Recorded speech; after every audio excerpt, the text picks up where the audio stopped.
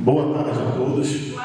A gente agradece a presença de vocês aqui, já de antemão pedindo desculpa pelo pequeno atraso que teve, né? A gente sabe que hoje em dia, se a gente falar no domingo à tarde, reunir o pessoal para falar de cultura, tem um pouquinho de dificuldade, as pessoas ainda estão amadurecendo na ideia de vir assistir e adquirir mais conhecimento nessa área, né? Hoje nós estamos convidando vocês para participar desse primeiro encontro temáticos, né, sobre cultura, através do governo do Estado do Rio de Janeiro, Secretaria Estadual de Cultura e Economia Criativa do Rio de Janeiro, através do edital Arraial Cultural 2025, nós apresentamos o primeiro encontro cultural de oficinas temáticas, trazendo para essa oportunidade como palestrante de Sandro, não é isso? Uma palestra Acessibilidade e Inclusão dentro da Cultura, com o tema Entre Vozes, Irmãos, Educação Bilíngue, Negritude Surda e Resistência. Com vocês, Lisandro.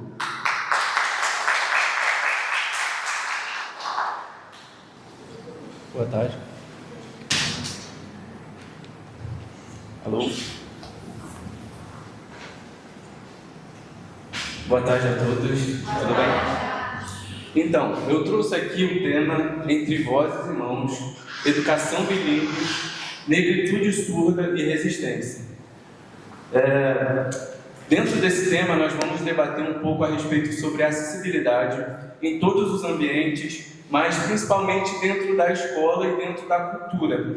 Como que a gente pode falar da educação dos surdos e também falar sobre a negritude? Como? Então eu trouxe um pouco a respeito sobre essa interseccionalidade, sobre falar sobre essas duas identidades, negras e surdas, e mostrar a conexão dessas duas identidades.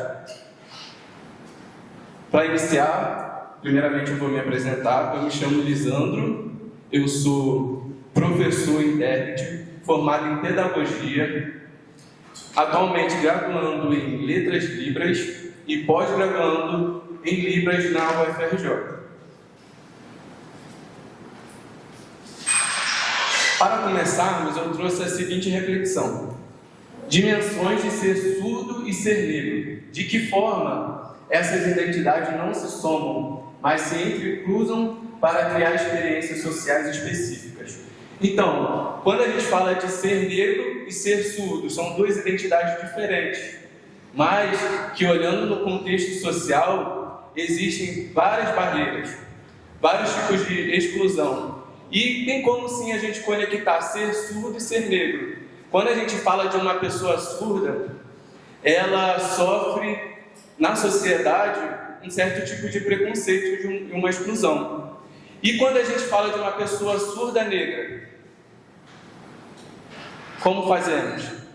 Então, o objetivo dessa apresentação é falar um pouco a respeito sobre as identidades de ser negro e surdo.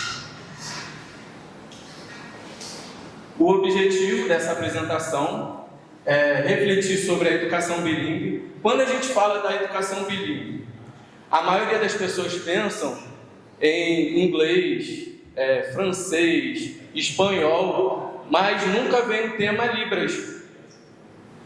Vocês já ouviram falar sobre a educação bilíngue ser voltada na Libras? Hoje em dia é muito difícil nós ouvirmos a respeito sobre a Libras dentro da escola e ser tratada como uma educação bilíngue, porque na maioria das vezes é tratado sim o inglês como primeira língua e depois o português, que é a língua brasileira atualmente. Então a gente vai falar um pouco também a respeito sobre como trabalhar a cultura negra dentro da escola e destacando as práticas pedagógicas, quais estratégias nós podemos usar e o que nós podemos falar sobre. Outra pergunta aqui que eu trouxe também e que eu gostaria que vocês ficassem à vontade para debater sobre, contar suas experiências, fazer uma interação para a gente comentar aqui sobre o tema. As práticas pedagógicas valorizam a Libras como língua de instrução ou ainda tratam como apoio? Para quem isso afeta mais? Quando a gente fala sobre língua de instrução ou língua de apoio, nós olhamos lá em 2002. Em 2002 tem uma lei da Libras que é a lei primordial, 10.436. Essa lei fala que a Libras foi reconhecida como língua. Mas, hoje em dia, nós vemos isso, a Libras ser tratada como língua ou ela é tratada como apoio. E eu trago uma paráfrase sobre essa lei. A lei fala: a Libras é reconhecida como meio de comunicação. Quando usamos a palavra meio ela pode ser interpretada de diversas formas, mas nunca como língua. Imagina se dentro da lei da língua portuguesa nós falássemos assim: a língua portuguesa foi reconhecida como meio de comunicação. Da mesma forma, seria uma comunicação? Seria tratado como idioma? Não. E essa lei também fala um pouco sobre a respeito da educação, que a Libras tem que ser sim incluída, mas ao mesmo tempo ela deixa vários vazios dentro dela. E lá em 2005 tem outra lei, o decreto 5626, que coloca a Libras como obrigatória para os cursos de licenciatura e fonoaudiologia. Não sei se tem alguém que é formado ou atualmente estuda licenciatura e tem Libras dentro do curso. Como que é tratado a Libras dentro desse curso? Como é feito as aulas desse curso? É uma matéria como qualquer outra? É tratado somente como apoio?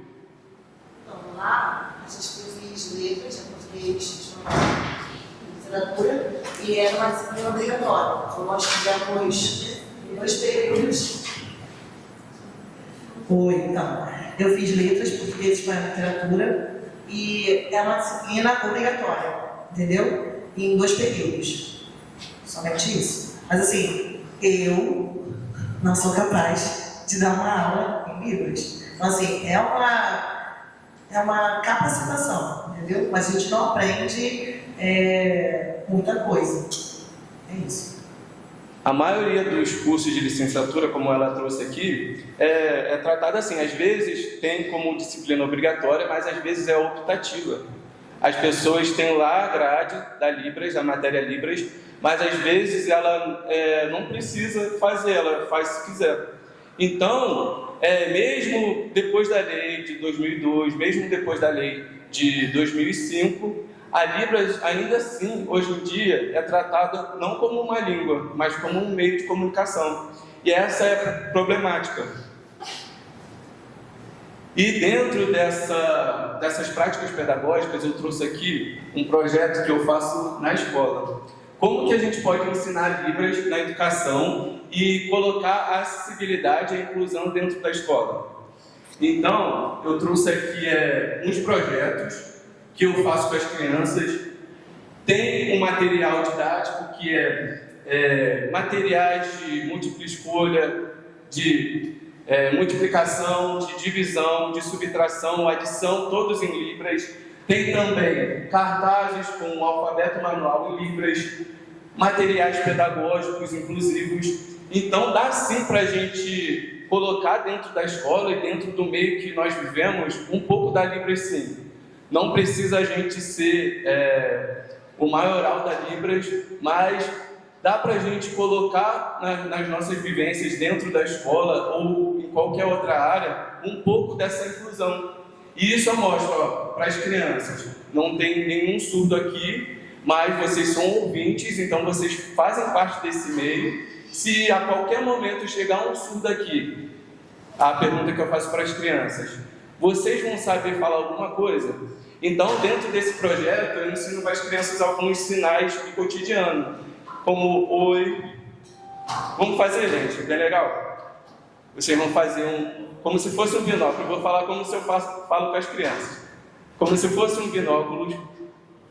Vai levantar o mindinho. e vai fazer oi. E bom dia? Vamos fazer uma coxinha com a mão. Vai colocar perto do queixo. Vai abrir a coxinha. Bom dia. Vai fazer assim com o indicador. Isso. Dia. Bom dia. Boa tarde. Bom e boa é a mesma coisa, ó. A coxinha no queixo. Boa tarde. Boa tarde. E boa noite? Como nós fazemos boa noite? Isso, muito bem. Boa noite. Ou também nós podemos fazer assim, ó. Boa noite. Então, dentro desse projeto, eu apresento para as crianças alguns sinais do cotidiano, para que um dia, se ela encontrar algum surdo, ela consiga sim fazer parte dessa inclusão e essa acessibilidade dentro da escola. Então, as crianças ficaram lisonjeadas com a Libras e elas se interessaram em querer aprender mais. Então, é dessa forma que nós podemos apresentar um pouco de acessibilidade para essas crianças. Porque a Libras é uma língua que é reconhecida por lei, como qualquer outra língua, português, inglês, espanhol. Então, se nós pegamos para ensinar uma língua, não pode ser feita de qualquer maneira. A Libras ela pode ser ensinada assim, como uma língua leve, como passos devagar, que a gente ensina para as crianças também. Então, dentro desse projeto, que se iniciou no setembro, alguém aqui já ouviu falar sobre Setembro Azul? A maioria das pessoas... Outubro Azul? Tem Novembro Azul.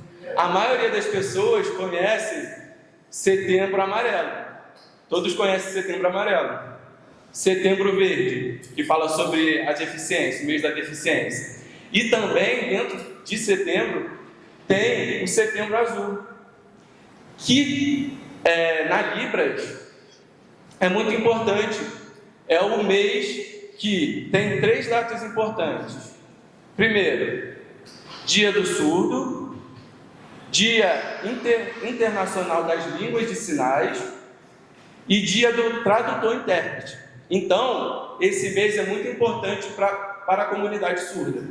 Então, dentro desse mês, nós costumamos ver vários projetos, várias coisas na internet, porque é um mês que as pessoas querem falar sobre, mas a inclusão não só está em setembro. A acessibilidade não tem que ser feita só em setembro.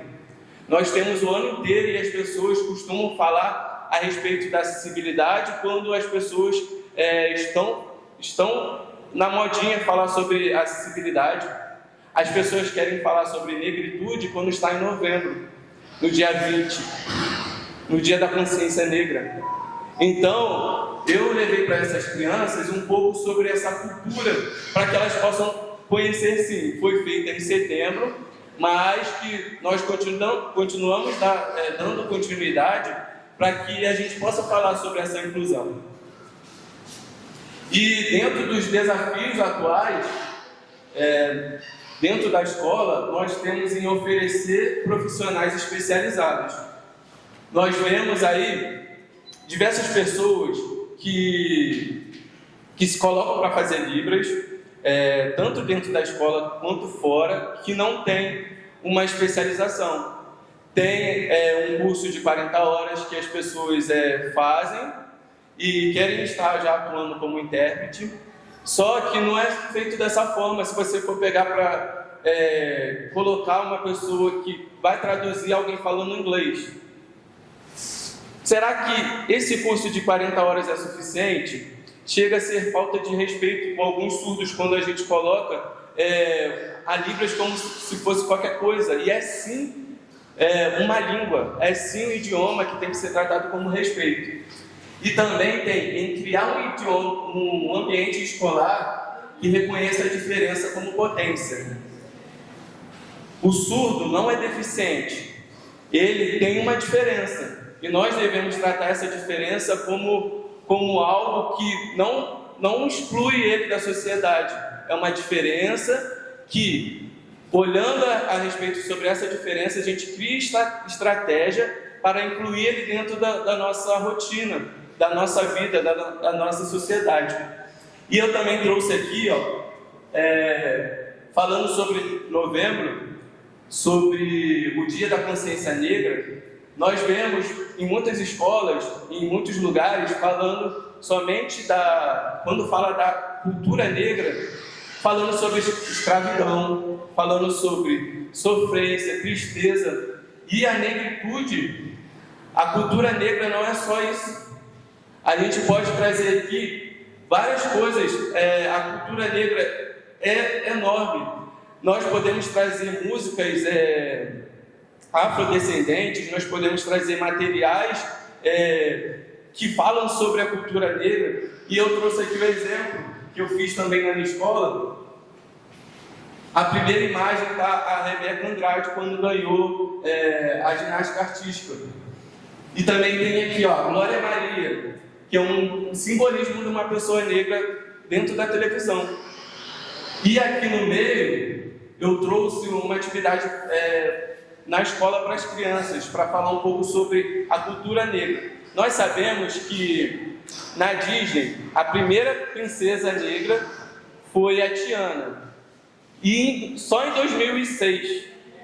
E imagina lá atrás, quantas princesas já teve na Disney, até chegar em 2006 que colocaram a Tiana. Então, eu trouxe aqui para as crianças que elas também podem sim ser representadas na escola, crianças negras, que podem sim representar a cultura negra. E nós fizemos esse projeto que as crianças gostaram bastante. E falando sobre a literatura surda, eu trouxe aqui uma adaptação da Princesa e o Sapo, falando sobre estratégia, de que forma a gente pode fazer essa acessibilidade dentro da escola, de que forma a gente pode trazer uma leitura de algo que as pessoas já conhecem dentro da escola. Então eu trouxe aqui a Tiana, que eu falei que foi a primeira princesa negra da Disney, em 2006.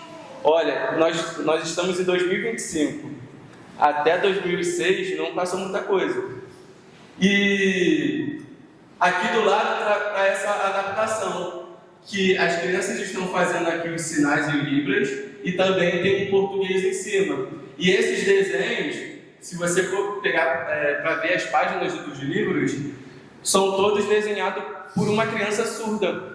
Então, olha que legal, como que a gente pode trazer essa estratégia dentro da escola? Dá sim para a gente fazer várias atividades quando fala a respeito. E falando ainda sobre estratégia, como garantir o acesso precoce a Libras? Como nós podemos trazer essa acessibilidade para as crianças? Então, primeiro vem o diagnóstico. Assim que a criança nasce, o surdo nasce, ele precisa reconhecer sua identidade surda. Então, a família é o principal meio dessa criança receber um tratamento. Às vezes a criança ela nasce, ela já coloca um aparelho auditivo, ou ela também pode colocar um implante coclear, e isso vai ajudar as crianças. Nós sabemos que quando se fala a respeito de surdo, tem aquele surdo que fala e tem aquele surdo que não fala. Muitas pessoas chamam esses surdos que não falam de mudinho, ou mudo, ou surdo mudo. Mas é uma coisa que eu até chego a falar com as crianças, que esse termo é um termo preconceituoso que não é usado mais. Então, quando fala da pessoa surda, a gente se refere à pessoa surdo. E quando fala dessas pessoas que têm aparelho auditivo ou coclear, elas gostam de ser referidas a elas como deficiente auditivo ou até mesmo surdo. Então, tem essas duas diferenças. Não existe mudinho, surdo mudo. Esse termo já é ultrapassado. Então, depois da orientação da família, assim que a criança nasceu, tem a educação bilíngue dentro da escola. Então, é necessário sim a escola ser o principal meio de comunicação dessa criança. Porque se a escola que ensina a língua portuguesa para as crianças a ler, e a criança surda, onde que fica? E depois também tem a formação de professores e intérpretes. Para que seja necessária a inclusão dentro da escola, precisa sim de profissionais especializados, habilitados na Libras, para que possa fazer essa comunicação. E aí sim, garantindo esses 4, nós chegamos em ambientes inclusivos. E eu trouxe aqui também um noticiário bem recente, falando assim: mulheres surdas não conseguem denunciar violência doméstica por falta de intérprete. Então imagina, a mulher negra que sofre violência dentro de casa, já é difícil ela recorrer a alguma ajuda. Imagina quando se trata a respeito de uma mulher negra e surda. E também tem outra notícia aqui: desembargador é suspeito de manter mulher surda que nunca aprendeu Libras em trabalho análogo de escravidão por 37 anos. Então, são 2 notícias recentes que nós vemos o quanto ainda se falta a acessibilidade nos lugares, quanto se falta falar a respeito sobre a inclusão, falar a respeito sobre a Libras, falar a respeito sobre a acessibilidade. E a invisibilidade dentro das próprias lutas, porque no movimento surdo a negritude é pouco discutida, e no movimento negro quase nada se fala sobre a cultura surda, porque são coisas diferentes, mas dá sim para a gente trabalhar os 2 juntos. E já finalizando, eu trouxe aqui um poeta, que ele é negro e surdo, e esse poeta, ele fala nos vídeos dele que o sonho dele é que no futuro ele seja referência para uma criança surda.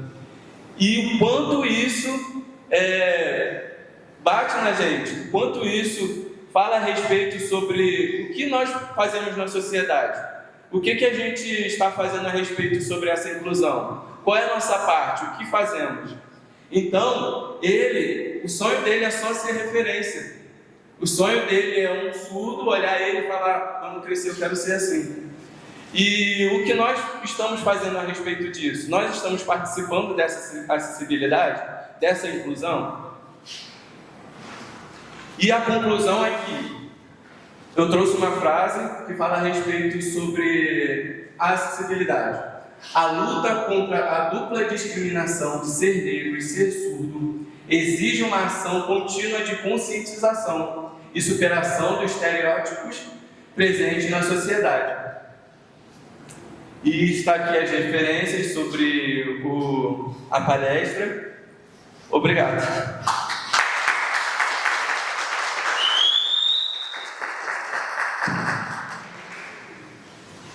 Obrigado, Lisandro. Alex.